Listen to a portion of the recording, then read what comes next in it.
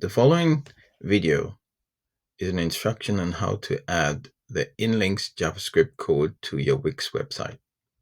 First, log into your Wix account and you'll be on your dashboard. You can navigate straight to settings.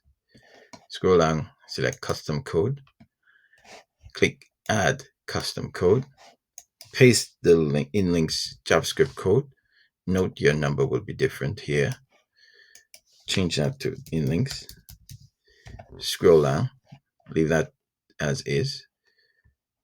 Select body in, click on code type, ensure that it's essential.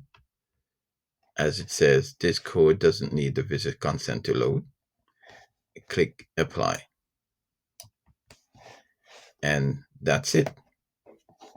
Next, you need to go back to Inlinks and click on the green button to verify installation.